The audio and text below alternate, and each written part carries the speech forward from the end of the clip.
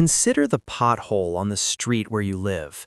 It has been filled 4 times in 5 years, yet the asphalt surrounding it remains fragile, crumbling at the edges with every rain cycle. This is not a crisis in the sense we are trained to expect.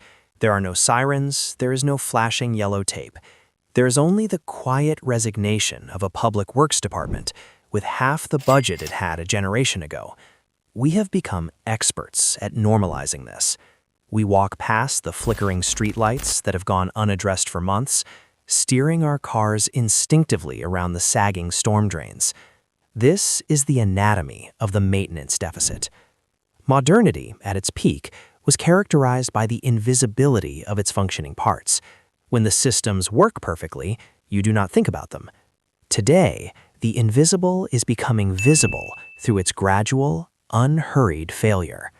It is a slow unraveling, occurring in the background radiation of daily life. The mannequins that pass these failures reflect our own response. Featureless, quiet, and persistent, they navigate a terrain where the high-impact efficiency of the late 20th century is beginning to corrode. It is the beginning of the quiet collapse, not a fall, but a slow downward adjustment that we mistake for progress or stability, simply because it happens at a pace that is easier to accept than to solve. Nowhere is this transition more palpable than in the hallways of our essential institutions. In hospitals designed for high throughput efficiency, we find a mounting atmospheric weight. The floors, once polished to a glass finish, carry permanent scuff marks that survive every nightly buffing. Linoleum wears through to the adhesive layer in high-traffic corridors that lead to darkened wings. Because of staffing shortages that are described as temporary but have lasted for years, entire floors may be cordoned off with little more than a movable sign. This is structural fatigue masquerading as a management challenge. In many facilities, equipment remains in service long past its replacement cycle. Diagnostic screens with slightly burnt-in menus, surgical beds with tiny cracks in the padding where moisture seeps in. It is not that the medicine is absent, but the infrastructure surrounding the act of care is retreating into an aged, defensive posture. We see similar patterns in the hallways of education. Public schools across several districts merge together because there are fewer students and even fewer budgets to maintain multiple footprints. This consolidation is framed as modernization, but its evidence is found in the dated hardware in the labs and the overgrown grass of abandoned playgrounds where chain-link fences start to lean at acute angles. These spaces carry a different sound than they used to, a resonance of hollowness. Offices meant for active civic governance house 3 different agencies where there used to be one. Closets become workstations, archives are stacked in break rooms. The aesthetic is institutional survival, a world where the primary mission of any given department has shifted from service to simple persistence. It is the visible evidence of institutions being eaten by their own overhead. Outside these walls, the heavy skeleton of our world shows its true age. We rely on physical links established by builders who could not have anticipated the sheer density of current utilization. Underneath the commute, our bridges are quietly speaking of their limits. Surface rust blooms like lichen on exposed girders, while salt spray from winter maintenance accelerates the microscopic separation of concrete from its rebar core. If you look closely at the drainage pipes beneath the overpasses, you will find they are often half-clogged with layers of sediment accumulated over several seasons, forgotten channels in a landscape of deferred attention. Then there are the substations. They stand on the edges of our residential blocks, enclosed behind fencing that has sagged and grayed since it was first installed in the 1970s. These massive transformers carry our power through metal housings pitted by rust and oxidation, humming under loads for which they were never engineered. They are the survivors of a century of industrial growth, now maintained by skeleton crews who must stretch minimal resources across entire regions. Our roads tell the story most clearly. The asphalt is less a single uniform surface and more of a patchwork quilt of mismatched repairs.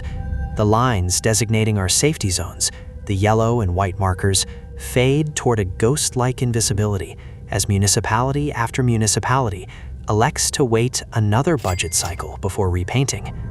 Street lights stay dark for months, not because bulbs aren't available, but because there isn't enough functional bucket trucks or technicians to handle the backlog. It is a slow retreat of reliability, an ongoing erosion that mimics nature's way of claiming what it once lost. The physical spine of civilization is still standing, but its endurance is based increasingly on hope rather than structural surplus. Inside our commercial centers, the signs are differently articulated, but no less profound. Retail space, once vibrant and dense with sensory input, has taken on a more Spartan, calculated character. Observe the grocery store at 7 in the evening. There are gaps on the shelves, not an acute shortage, but an absence of variety that signals a fracturing logistics chain. Products are pulled forward into single rows to conceal empty space behind them, a retail strategy known as blocking that has become a permanent requirement of shelf management. Checkout lanes that were designed to handle crowds remain dark, replaced by rows of self-scanning kiosks that are themselves beginning to show their wear: cracked plastics, slow processors, and tape-covered security gates. This is economic thinning.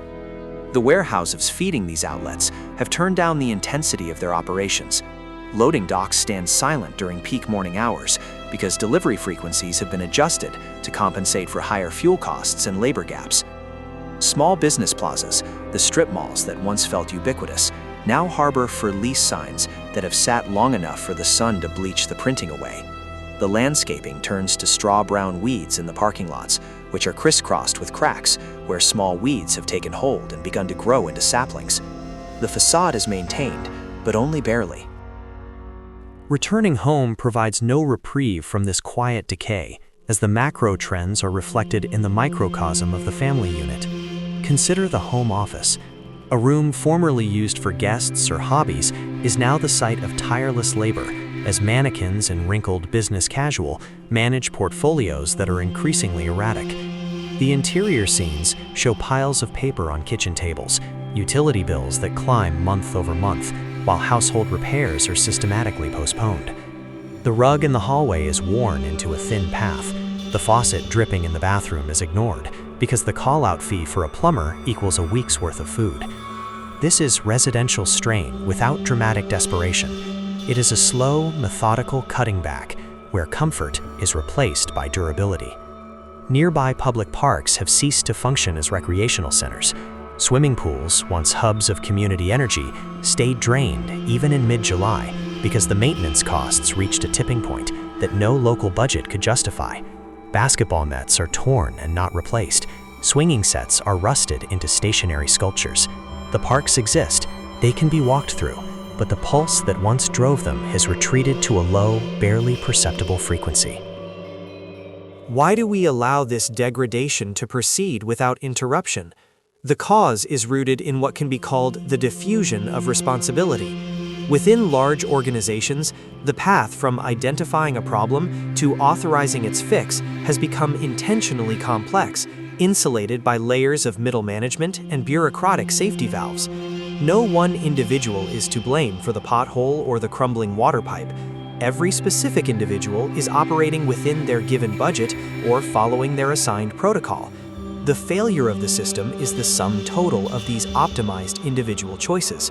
Accountability erodes because the scale of the maintenance deficit has surpassed the capacity of current institutions to resolve it without systemic overhaul. Therefore, the decision-maker in a glass-walled office 100 miles away chooses to delay the repainting of the highway bridges another decade. They have quantified the risk and decided that the appearance of fiscal restraint is worth more than the prevention of distant decay. It is an intellectualization of negligence. Over time, as we have seen with the slow failure of the electrical grid or the thinning of healthcare accessibility, we normalize the outcome. We begin to believe that schools should be this sparse, or that hospitals should feel this clinical and dated. We assume that the occasional blackout or brown-colored water is an act of God, rather than an inevitable consequence of choice. What remains is a world running purely on its own momentum. We are late-phase travelers on roads paved 50 years ago, utilizing networks and logic built for a more prosperous era that we have not yet updated to suit our reality. Our current status is not one of imminent collapse, but of a quiet post-mortem conducted while the organism still breathes. Each framed image of a gray mannequin standing in a fading lobby is a witness to this. These aren't just artifacts, they are portraits of a survival strategy to keep things moving as long as they can move. The infrastructure will continue to hold up just well enough. The utilities will click and hum just enough. This documentary has not sought to ring an alarm, because an alarm assumes something is coming. But looking at the scuffed tiles, the rusted power units, and the thinned grocery rows, it becomes clear. It is already here. This is our state of being, a society in steady, patient descent, where the primary objective is to adjust our eyes so well to the dimming lights that we no longer notice when it has finally become dark.